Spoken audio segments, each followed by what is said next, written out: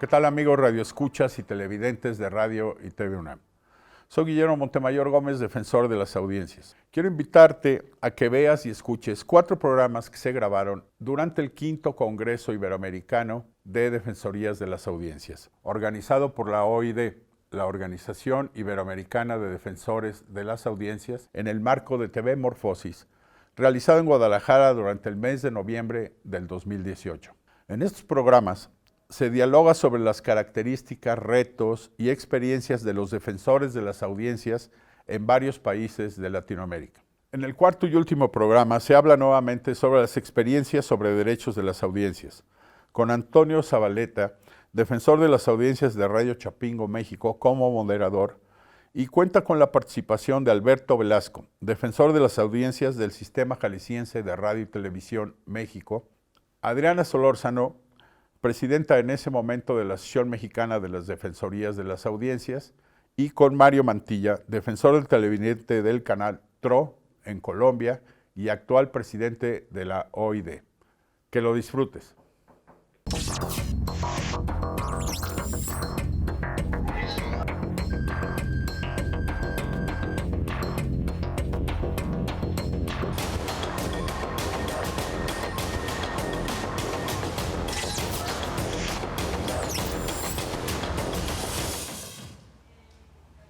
Muy buenas tardes, bienvenidos y bienvenidas a esta última mesa del 5º Congreso Latinoamericano de Defensoría de las Audiencias, en la cual vamos a hablar sobre las experiencias en 2 países particularmente, Colombia y México, con 2 realidades, una la de la Ciudad de México y otra la de aquí de Jalisco, a través de 3 grandes invitados. El día de hoy nos acompaña Mario Mantilla y Alberto Velasco, así como Adriana Solórzano. Vamos a empezar definiendo de qué medio venimos y cuál es la característica en particular. Mario, en tu caso se trata de televisión y estamos hablando de un sistema de diferentes televisoras. Sí, yo vengo del canal TRO, que es Televisión Regional del Oriente. Es sistema público de televisión en Colombia conformado por 8 canales regionales y 2 canales nacionales, uno de ellos Señal Colombia. Colombia es un país de regiones diversas, variadas, muy rica en culturas, zona pacífica, zona atlántica, llanos, cordilleras. Y anteriormente no se veían reflejadas en los 2 canales nacionales que habían, solo habían 2 canales de televisión en Colombia. Lo que aparecía de las regiones o era por cuestión de orden público, de violencia, o salían cosas muy pequeñas. Les comentaba fuera de cámaras que, por ejemplo, el Festival de la Leyenda Vallenata, que es un festival, como 8 días de fiestas, folclore, y en los noticieros aparecía un minutico en el... las regiones empezaron a reclamar ese derecho, ¿no?, de aparecer, de verse reflejada en la televisión. Y a raíz de un gran acuerdo que tuvimos los colombianos para crear una nueva constitución en el año de 1991, se consolidó allí la posibilidad de tener, primero, un ente regulatorio de la televisión y segundo, la posibilidad de crear estos canales en las diferentes regiones. Yo vengo de uno de ellos, que es Televisión Regional del Oriente, con sede en Bucaramanga. Muy bien. Alberto. Bueno, gracias por la invitación. Y bueno, yo pertenezco al Sistema Jalisciense de Radio y Televisión, soy defensor de la audiencia, y el Sistema Jalisciense pues ya tiene varios años transmitiendo como televisión como tal. Después se fueron agrupando lo que fue la radio y la televisión para crear lo que es un organismo público descentralizado, como es el Sistema Jalisciense de Radio y Televisión. Y bueno, es un canal público de aquí de la ciudad de Guadalajara, que tiene pues también presencia en algunas entidades de los municipios del interior del estado. Adriana, ¿a ti te ha tocado la ventaja o la desventaja de ser defensora de 2 medios distintos, un sistema de diferentes emisoras de radio y ahora una sola emisora universitaria? Así es, en este momento trabajo para las audiencias de UAM Radio, que es una emisora de uso público, es una emisora de radio en el 94.1, muy joven, quizá la emisora universitaria más joven en este momento del país, y pues está a cargo de la Universidad Metropolitana, de la Universidad Autónoma Metropolitana, que es una de las más importantes instituciones educativas también de esta nación. Anteriormente fui mediadora del Instituto Mexicano de la Radio, que como bien dices, pues es un sistema de emisoras que tiene plazas o emisoras en diferentes partes de la República, y en la Ciudad de México 7 de ellas, 3 en FM, 4 en AM, y bueno, sí tiene sus peculiaridades, sus diferencias, pero en ambos casos se trataba de emisoras públicas. Así es, bueno, actualmente en México tenemos esta figura del servicio público de radiodifusión, cosa que no teníamos. Mario, empezamos otra vez contigo y para preguntar cuáles son los dilemas a los que se enfrenta fuertemente un defensor de audiencias. Pues básicamente cuando hay diferentes derechos en juego. O sea, nosotros partimos de los derechos de las audiencias como base. Esa es nuestra razón de ser, nuestra misión. Pero a veces empiezan a entrar en juego, otros derechos, ¿no? Cuestiones, no sé, religiosas o cuestiones de libertad de expresión, cuestiones artísticas. Cuando eso sucede, hay dilemas, ¿no? Que para eso invitamos, por supuesto, a diferentes personas o conocedores desde las diferentes áreas, académicos, la gente, qué nos dice la gente como tal, qué nos dicen los realizadores, y empezamos a trabajar hasta tratando de brindar la mayor cantidad de elementos posibles de análisis para que nuestros televidentes, bueno, tengan la posibilidad de ellos formarse allí un criterio. Eso sería como lo vas. Ahora, las responsabilidades y los retos que tenemos están relacionados con la promoción de los derechos de las audiencias, ¿no? Ese es como la base. La base. Así es. La defensa y la promoción.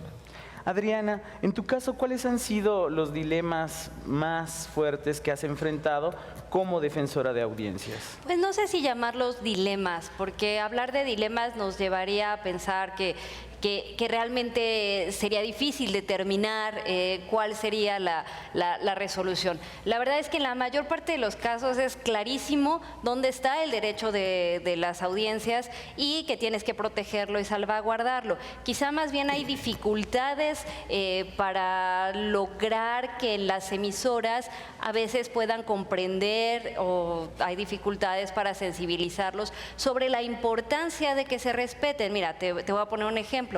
En el IMER, los locutores acostumbraban, algunos por supuesto, y más en el interior de la República, a utilizar advocaciones religiosas, y para todo utilizaban advocaciones religiosas. Estamos en un sistema laico, el Instituto Mexicano de la Radio pues es parte de un servicio público, laico por supuesto, y aparentemente podría parecer que no hay conflicto, porque simplemente no tienes por qué al aire hacer advocaciones religiosas, porque tu religión, por más que digan que la mayor parte de México es católico, ni tiene razón de ser en un programa o en una emisora pública, ni tampoco tienes que dar por hecho que todo mundo cree lo mismo que tú y que la religión católica forzosamente es la de todos los mexicanos. No obstante, era difícil sensibilizar a los locutores, porque la mayoría pensaban qué daño hacemos con abrir las transmisiones y decir gracias a Dios estamos en un nuevo día, por ejemplo. Es difícil porque ellos no ven dónde está el agravio, dónde está el daño, pero no es dilema porque las leyes son muy claras. Es un servicio público, está operado por una institución gubernamental de un Estado laico, y parte del respeto a la libertad de culto pues es mantener esta división o esta diferencia entre la vida pública estatal y la parte religiosa, ¿no? Alberto, en tu caso, ¿cuáles han sido los principales dilemas? Mira, un poco lo que comentaba Mario, es cierto, cuando dos derechos se contraponen, pues es un poquito complejo quién tiene la razón, ¿no? Uno de los dilemas que yo me enfrentaba principalmente, y lo discutíamos en ciertos momentos en el canal, es cuántas quejas debieran de llegar en el mismo sentido para emitir una recomendación. Digo, no, con que haya una. O sea, no se necesitan 10, 5, 15, 20, no. Con que haya una denuncia de una persona que considere que sus derechos han sido violados, en ese momento se debe de emitir una recomendación. Pero era el conflicto entre, digamos, la dirección del sistema y un servidor, ¿no? Pero acordamos en ese sentido, ¿no? Pero sí, el hecho, lo que comenta también Adriana, es una situación, ¿no? Aquí se le da mucha difusión a un evento que tenemos, que es la romería, cada 12 de octubre, pero también a mediados de agosto tenemos un evento aquí en la ciudad sede de la famosa comunidad, una asociación religiosa que es los Hermanos de la Hermosa Provincia, y que pues ellos tienen una congregación de miles de personas que asisten aquí cada año a esa celebración, y la difusión en los medios es bastante poca considerada con la de la romería, ¿no? Entonces son situaciones a las que te enfrentas, ¿no? ¿A quién le puedes dar más importancia o no? Entonces ahí es donde tú como defensor tienes que ver por los derechos de todos, ¿no? Adriana, en tu caso, ¿cuáles han sido precisamente las situaciones que has tenido que enfrentar que consideras que han incidido de manera positiva en las audiencias para expresarse, para hacer un mecanismo de diálogo con el medio de comunicación? Mira, los derechos de las audiencias no son todavía muy conocidos, hay que hacer mucho trabajo de difusión. Lo que te puedo comentar es que en el Instituto Mexicano de la Radio, la gente, precisamente como todavía no tiene muy claro cuáles son sus derechos, la mayor parte de las llamadas tenían relación con por qué me quitan este programa, por qué cambian el perfil de la emisora. Yo estuve a cargo de una emisora y sé que todo el tiempo estás haciendo cambios en la programación por muchos motivos, pero ¿sabes qué me pareció maravilloso? De todos los casos que resolví,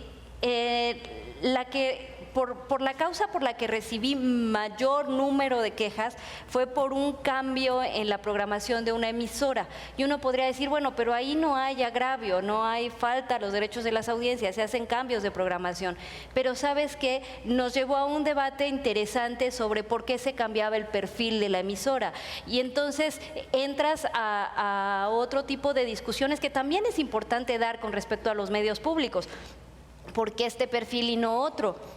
Y las audiencias comenzaron a preguntar y a cuestionar por qué se cambiaba ese perfil. En el caso de las autoridades del Instituto Mexicano de la Radio, les fue como muy difícil entender que estamos en una sociedad que cada vez exige más esta rendición de cuentas y que todos tenemos derecho a saber por qué se decide cambiar el perfil, que no estamos negando que tengan derecho a hacer cambio en la programación, pero que son medios de todos y todas y tenemos derecho a saber por qué se toman las decisiones que se toman. Entonces creo que también las defensorías han impulsado a este diálogo, a esta apertura y a que se discutan estas situaciones. Si a mí me preguntas en el caso de ese cambio de perfil, a mí me pareció muy desafortunado y aunque en ese momento el instituto argumentó que se iba a programar música muy diversa de todas las regiones de México, la verdad es que se volvió solo otra estación de banda, de música de banda, pues, cuando en la radio comercial hay mucho espacio para ese tipo de música.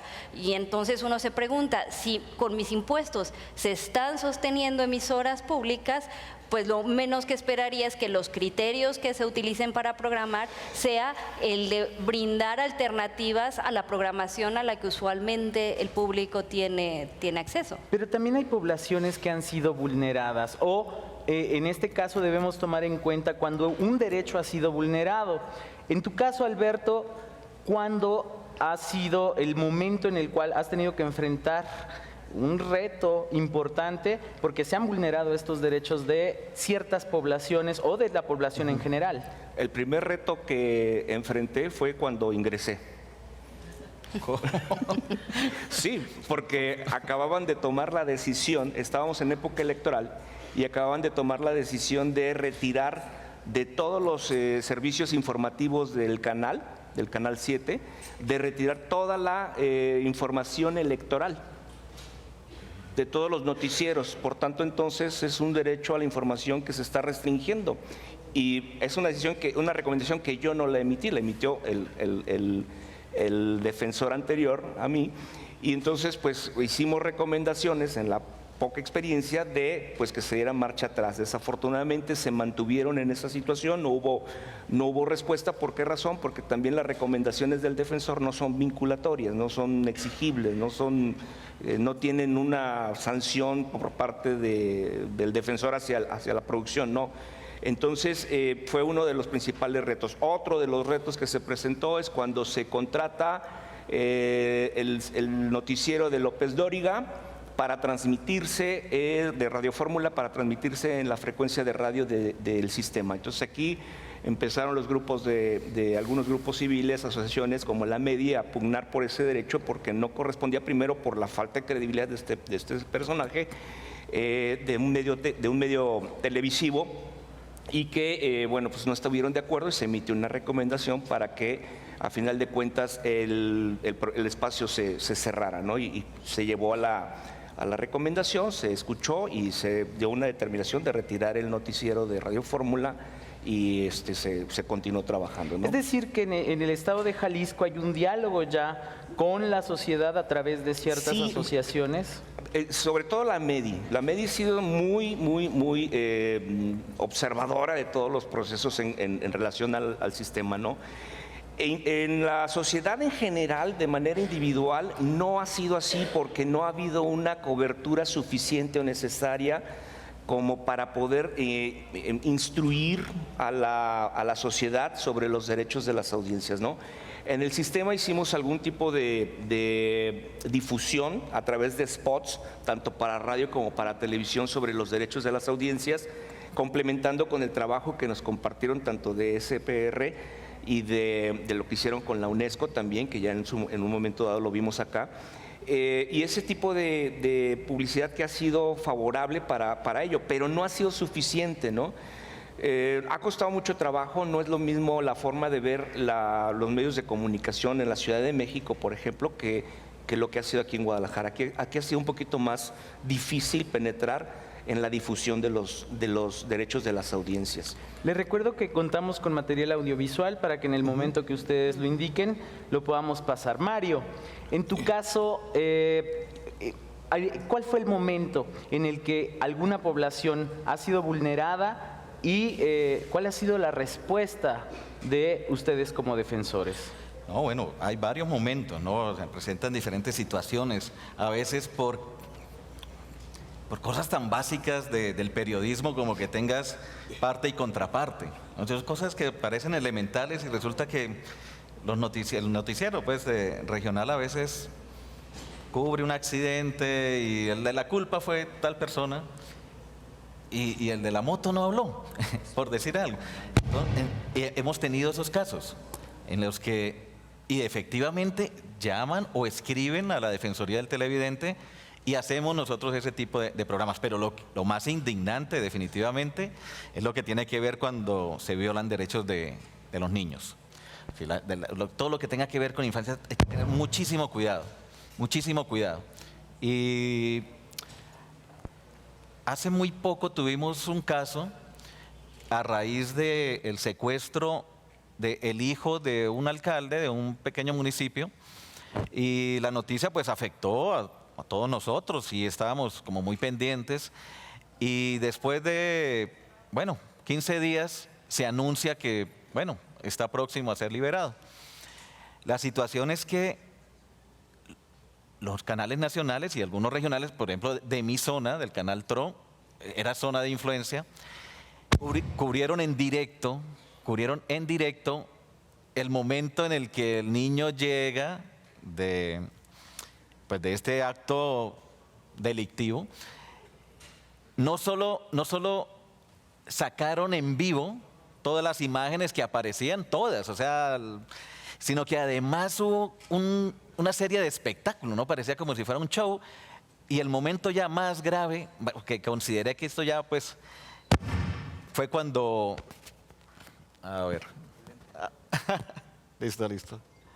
No, fue cuando... A ver...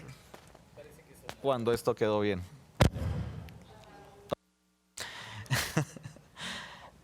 Fue cuando entrevistaron al niño. O sea, estando allí, o sea, ¿qué respuesta puede dar el niño?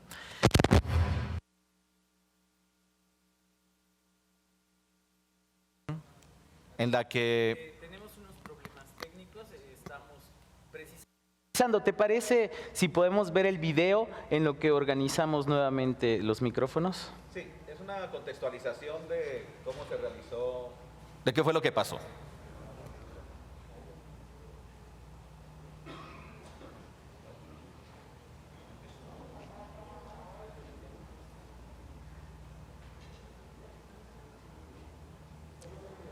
Seguimos a través de Canal 44, de la señal también de TV Morfosis. Recuerden que nos pueden seguir a través de Facebook, de Instagram y por supuesto de la página de YouTube. Para las personas que no siguieron, digamos, este proceso por televisión, lo vamos a recordar en la siguiente nota. El pasado 9 de octubre, los diferentes medios de comunicación del país anunciaban la liberación del niño Cristo José Contreras, quien estuvo una semana secuestrado en el corregimiento Guamalito en el Carmen Norte de Santander. Este día, algunos medios de comunicación llegaron a este lugar y en vivo mostraban imágenes del momento en que el niño se encuentra con su familia.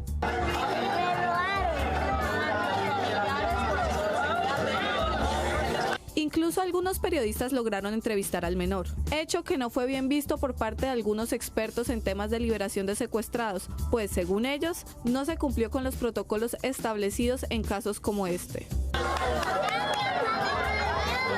Los organismos especializados como la Cruz Roja, Ejército Nacional y entidades del Estado, quienes participan en este tipo de hechos, recomiendan que lo primero que se debe hacer es una valoración médica y psicológica, un encuentro íntimo con sus familias, las entrevistas de rigor con los entes oficiales y más adelante, si es viable, los medios de comunicación.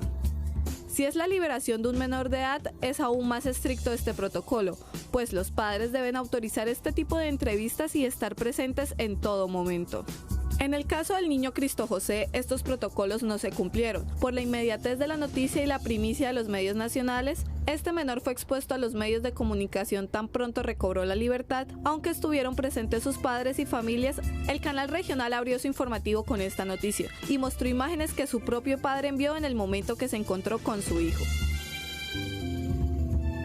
Y es la liberación de Cristo José Contreras. Hace pocos minutos conocimos esta muy buena noticia gracias a las labores del Ejército Nacional, de las diferentes operaciones. Hoy en Control TV analizaremos cómo los diferentes medios de comunicación cubrieron este hecho y cuáles fueron esas fallas por parte de los periodistas que se encontraban en este lugar. Estamos hablando entonces de la vulneración de los derechos de una persona frente a la libertad de expresión. ¿Es cierto esto? Bueno, acá no hay discusión, ¿no? Esto fue una cosa, o sea, aquí no hay dilema. Adriana, como dices que... No, acá no hubo ningún dilema. Inmediatamente, y se presentó otra situación, y es que nos pusimos de acuerdo los defensores del televidente de Colombia para trabajar este tema de la manera más rápida. Digamos que nos asociamos en WhatsApp, estamos allí conectados, pero fue una reacción inmediata. O sea, apenas los diferentes defensores del televidente en los otros canales empezaron a ver qué estaba sucediendo, dijeron, no, esto no puede ser. Todos en los diferentes canales hicimos programas, más grandes, más pequeños, pero todos, y no había lugar a discusión. Ahí sí no había nada que ver. Programas aclarando precisamente esta necesidad de coberturas que planteen el respeto por los mínimos derechos de la infancia. No, es que se violaron mucho, o sea, se revictimizó el derecho de la imagen, protocolos sencillos, no se puede hacer eso, es que no se puede. No, pero es que el derecho a expresión, no.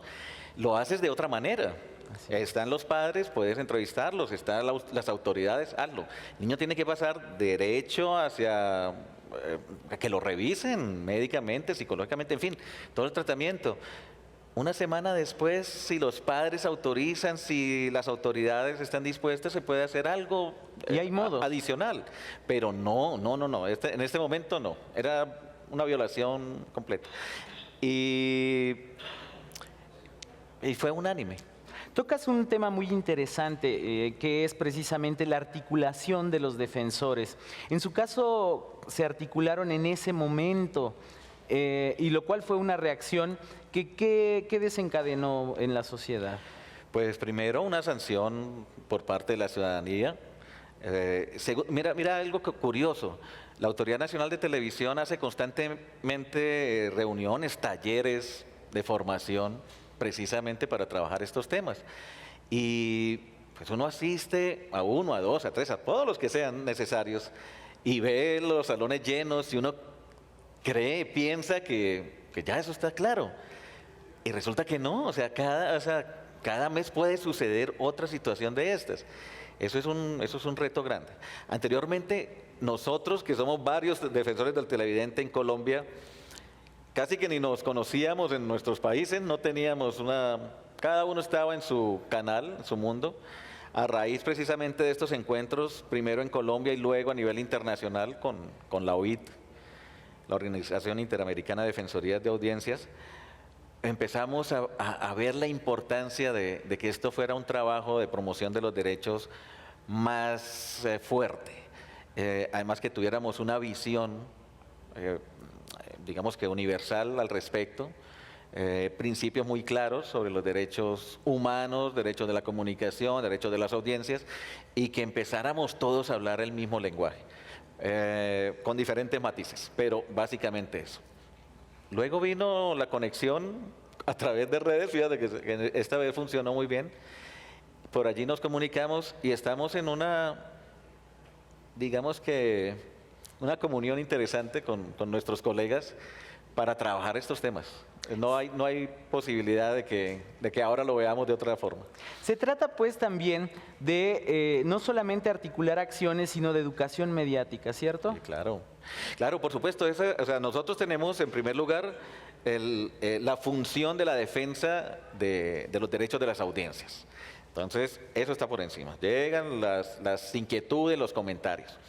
Pero no somos una oficina de quejas y reclamos, sino porque entonces ¿dónde quedaría nuestra interpretación, nuestro análisis, nuestra orientación, nuestra valoración también?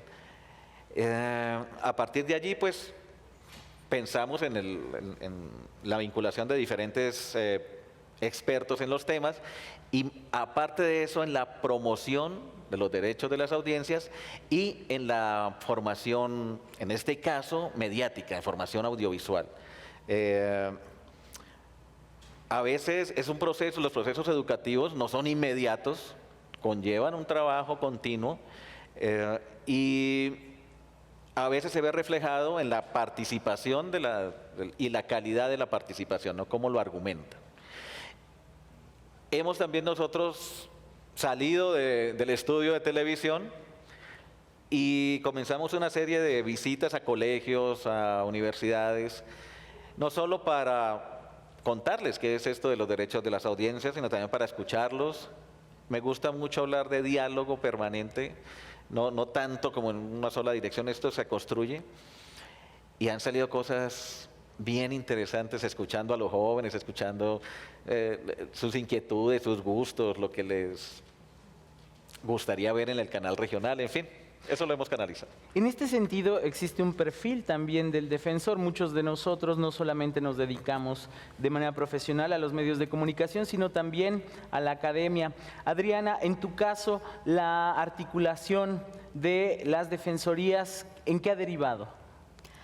Ha derivado en un fortalecimiento importante. En México hemos tenido o enfrentado resistencia por parte de los concesionarios de uso comercial para que las defensorías de las audiencias sean un mecanismo realmente fuerte, sólido, que pueda ser garante de los derechos de las audiencias. La articulación es lo que nos ha permitido pues ir paliando y ganando algunas batallas. La Asociación Mexicana de Defensorías de las Audiencias surge en 2015, poquito después de que la ley de 2014 pues es promulgada, la Ley Federal de Telecomunicaciones y Radiodifusión, que se deriva de la reforma constitucional de 2013, se promulga en 2014 y en 2015 pues nosotros ya estamos asociándonos, es decir, los defensores que ya teníamos de hecho trabajo detrás, porque es justo decir que varios de nosotros, de los fundadores de la Asociación Mexicana de Defensorías de las Audiencias, veníamos trabajando ya el tema porque algunos medios de uso público ya tenían defensorías, porque teníamos nosotros ya esa experiencia y porque además desde la academia habíamos estado empujando los derechos. Es decir, los derechos son reconocidos en nuestro país.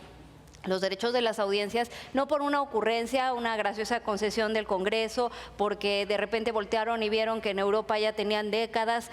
La verdad es que fue un impulso de la sociedad civil organizada, fue presión desde la academia, la iniciativa que se presentó cuando se estaba trabajando precisamente en esta reforma en materia de telecomunicaciones y radiodifusión. Hubo una iniciativa firmada por más de 500 organizaciones de la sociedad civil. Buena parte de esa iniciativa se retomó en la ley de 2014. Entonces, no podemos dejar de reconocer que la organización social y esta articulación empuja, impulsa y fortalece los derechos. La verdad es que a mí me enorgullece mucho poder presidir la asociación y formar parte de un esfuerzo continuo en favor de la calidad y el respeto, la inclusión de contenidos libres de discriminación, que nos ha llevado a tener litigios contra el Estado, en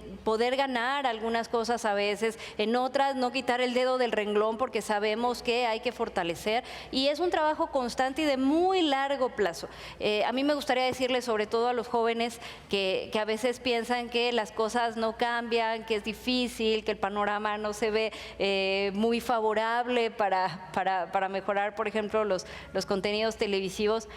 Los cambios se dan todo el tiempo, pero necesitamos empujar y trabajar por ellos. No podemos vivir en la desesperanza, por muy difícil que sea el panorama, siempre tenemos que estar trabajando. También a veces las legislaciones locales no nos permiten pues el desarrollo pleno del trabajo del defensor de la audiencia. ¿Cómo es la situación en Jalisco, Alberto? Bueno, estamos hablando de una ley federal, por tanto tiene cobertura en todo el país. Pero no distingue el estado de Jalisco al estado de CDMX, ¿no? Pero a lo que vamos es, el medio como tal sí tiene una regulación. Sí, tiene su código de ética, tiene su ley orgánica como tal, la cual, soy sincero, no me invitaron a trabajar en la elaboración del código de ética. Lo hicieron bajo otras circunstancias, de lo cual, bueno, pues no puedo hablar de algo que yo no hice, puedo criticarlo, pero no sería ético.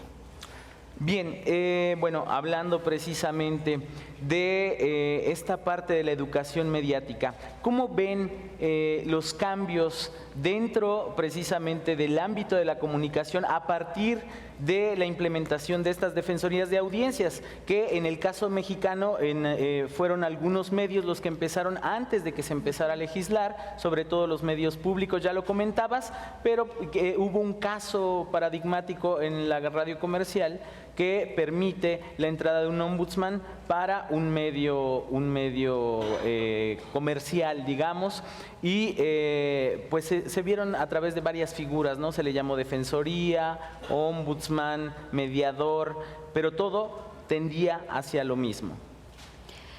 Mira, pues evidentemente, como te decía, se empujó mucho desde la sociedad civil, desde la academia, cambios, lo he dicho en la intervención anterior, todo el tiempo estamos cambiando, lo importante es cambiar hacia la dirección correcta, ir mejorando los contenidos. Por supuesto que hay mucho que hacer porque también, ya lo decía, hay resistencia, sobre todo de los medios de uso comercial, donde están la mayor parte de las vulneraciones.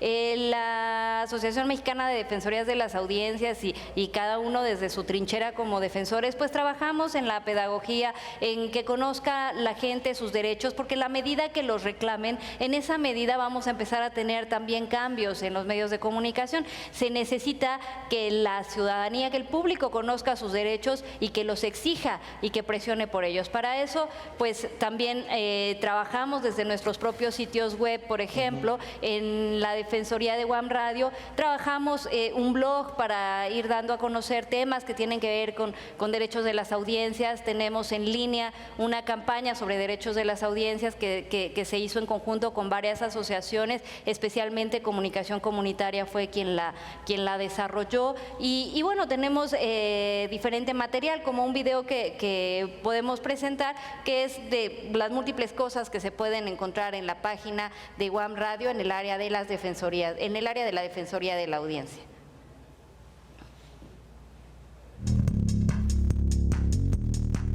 Adriana Solórzano Fuentes, maestra en Ciencias de la Comunicación, fue nombrada como la primera defensora de las audiencias de la emisora de la Universidad Autónoma Metropolitana, UAM Radio 94.1 de FM. En entrevista, Adriana Fuentes comentó que la Defensoría es un puente de diálogo entre la estación y sus escuchas.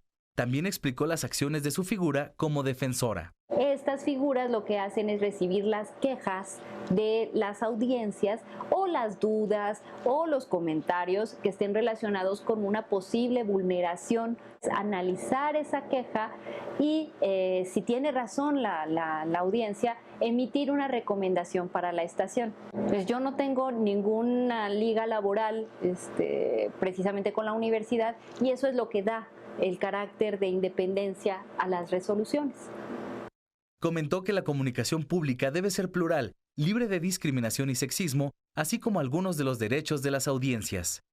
Las personas que tienen alguna discapacidad tienen derecho a que los contenidos cuenten con alguna manera para que puedan ser recibidos. Entonces hablamos de subtitulaje oculto, por ejemplo, o hablamos de lenguaje o de traducción en lenguaje mexicano de señas, pero sobre todo se trata de que nos veamos representados dignamente todos en la radio y la televisión, que nos encontremos ahí, que nuestros puntos de vista estén representados siempre en los programas, que no haya como un control de discurso, como grupos privilegiados o colectivos privilegiados o visiones privilegiadas que invisibilicen las otras versiones o las otras visiones. La maestra Adriana expuso que las universidades tienen la obligación de extensión universitaria, es decir, llevar no solo a los alumnos o profesores, sino a toda la ciudadanía el conocimiento que se genera en ellas. Por último, explicó las tareas a realizar, como dar a conocer información sobre qué son los derechos de las audiencias. Lo que tenemos que hacer es labor pedagógica, ya sea a través de cápsulas, de programas, de diseminar precisamente qué son estos derechos, y esa va a ser la primera labor. Estamos trabajando en un micrositio en la página web que sea amable, que sea fácil de utilizar y que tenga información sobre qué son los derechos de las audiencias. Lo importante es que la gente asuma que tiene derechos y los pueda ejercer.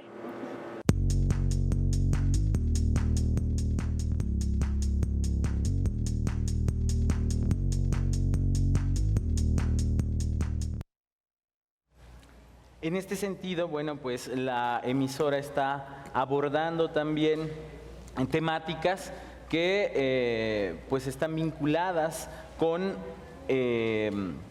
cosas que no se ven en los medios comerciales, por ejemplo, ¿no? Mira, yo creo que en el caso de UAM Radio tiene muchas fortalezas. Afortunadamente creo que hay mucho sentido de lo público, pues gracias a que precisamente la Universidad Autónoma Metropolitana pues ha sido el semillero, el lugar, la institución de donde han surgido personas como Beatriz Solís, que ha sido de las principales impulsoras de estos derechos.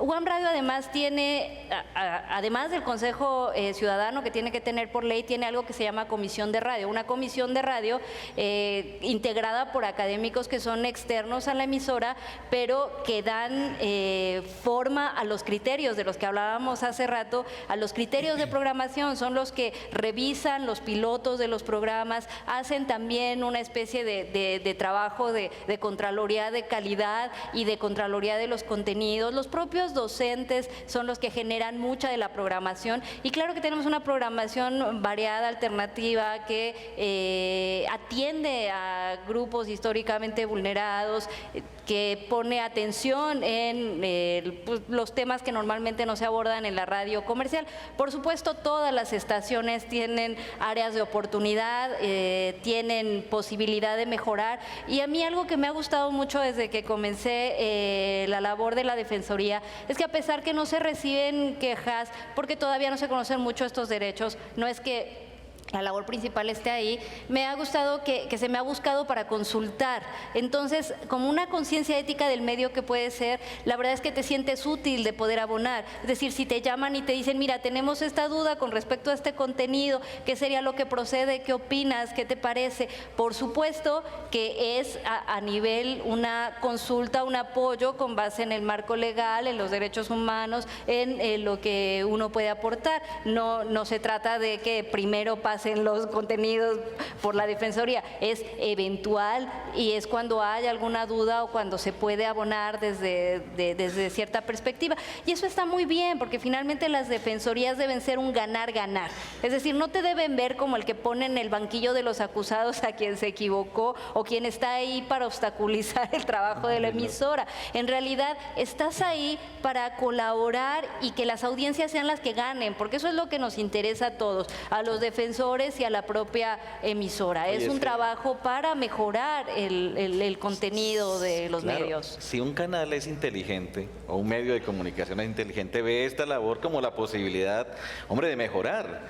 Y la audiencia queda satisfecha, el canal también, porque hace una programación de calidad, todos contentos. Y se fortalece porque hay una identificación con las diferentes audiencias. Alberto, en tu caso, ¿cómo manejan la Defensoría? Digo, no hay mucho cambio, es en el mismo sentido que se establece por ley. Sí, abono a esto el que pareciera que los defensores de las audiencias son única y exclusivamente para los medios públicos. Pareciera, porque son los que están trabajando, son los que están al frente de este asunto de los derechos, ¿no? Porque las emisoras comerciales pareciera no les interesa este asunto, a pesar que es por ley, ¿sí? A pesar de que es por ley, no pareciera que entonces todo el descargo va hacia los defensores de los medios públicos. En el caso del sistema hemos hecho una serie de trabajos, decía yo al principio, una serie de spots que vamos a ver ahorita uno, en donde se hace promoción precisamente al defensor de las audiencias, ¿no? ¿Qué hace y en qué consiste, ¿no? Si quieren, por favor. Vemos. El defensor de la audiencia es el responsable de dar seguimientos a los comentarios y sugerencias sobre los contenidos y programación de la multiplataforma digital C7 Jalisco y brindarle una respuesta en un plazo no mayor a 20 días hábiles. Para ello, ponemos a tu disposición el correo electrónico c7defensor@gmail.com, Twitter @C7Defensor y el teléfono 3030-5309. Hashtag Todos Somos Audiencia. Ese es parte de lo que hacemos, son 5 spots que están promoviendo los derechos de las audiencias y también la función del defensor que hace y cómo poder contactarlo, ¿no? Principalmente.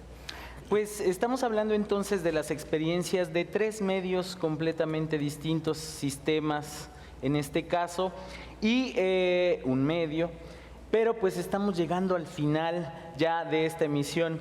¿Cuál sería la reflexión final que darían ustedes para las audiencias precisamente en este congreso, en este 5º Congreso Latinoamericano de las Defensorías de las Audiencias? Mira, A mí me llama mucho la atención que cuando voy a dar conferencias sobre el tema, nunca falta, porque nunca falta el que alza su manita y dice, pero es que me tratas como menor de edad. Nadie tiene por qué decidir si lo que yo veo está bien o mal. Cada quien tiene que tener criterio para poder elegir.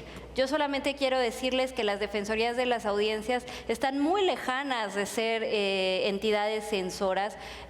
No es esa la función. La idea es poder salvaguardar en una relación asimétrica, es decir, el medio tiene el control muchas veces de aludir a ciertos colectivos o incluso personalmente, sin que la audiencia pueda muchas veces poder responder ante, por ejemplo, algún agravio en una alusión personal o a un colectivo. Es decir, cuando hablamos de contenidos sexistas o contenidos que pudieran considerarse que atacan a ciertas poblaciones, como podría ser la población homosexual, estamos ante un medio que tiene poder para seguir afectando a grupos que de por sí sufren exclusión, discriminación y que son poblaciones vulneradas. Lo que debemos pensar es que los medios, o me parece que una perspectiva es ponderar que los medios tienen una incidencia muy importante en nuestra vida colectiva y que pueden ayudar al avance y a la inclusión, o al contrario, anclarnos en estereotipos y en conductas que siguen vulnerando a ciertos colectivos. Y por otra parte, el poder trabajar por la pluralidad de los medios es lo que verdaderamente le da autonomía a cada una de las audiencias. Yo tengo autonomía si puedo decidir. Si todos los contenidos están parejitos, están sesgados y no tengo verdadera pluralidad, ¿dónde está mi autonomía? Eso no es elegir. Al final me están marcando una sola mirada. Así que realmente trabajamos para que la audiencia elija.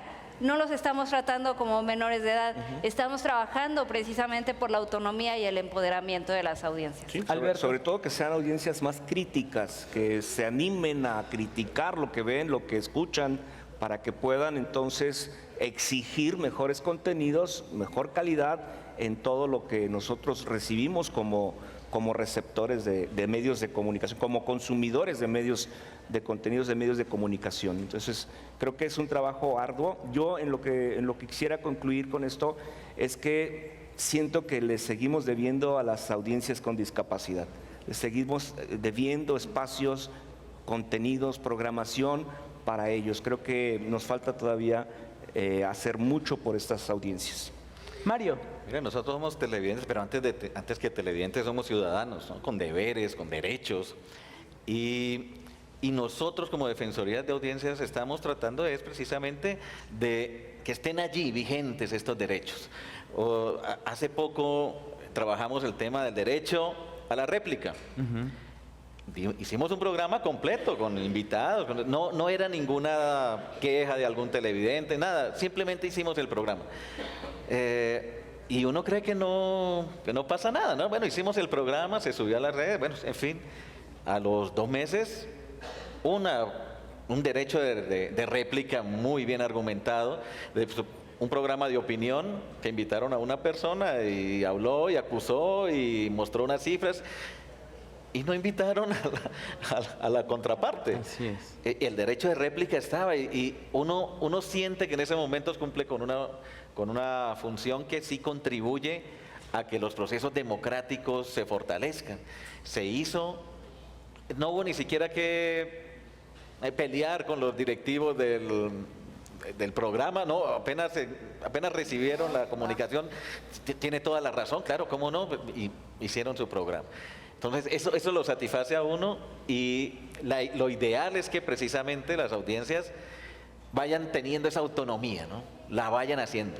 Y nosotros estamos allí como unos orientadores. Y no solamente que la vayan teniendo, que la ejerzan, porque claro, eso es muy importante para poder ver precisamente cómo podemos cambiar los medios de comunicación en nuestras diferentes realidades latinoamericanas. Y bueno, pues quiero agradecer a la Asociación Mexicana de Defensores de Audiencias, a la OID que preside nuestro amigo Gabriel Sosa Plata, y el apoyo pues de Canal 44 que nos trajo el día de hoy a esta mesa a través de TV Morfosis. Muchísimas gracias por acompañarnos el día de hoy. Esto es el cierre, del cierre ya de este Congreso Latinoamericano de Defensorías de Audiencias, el quinto ya.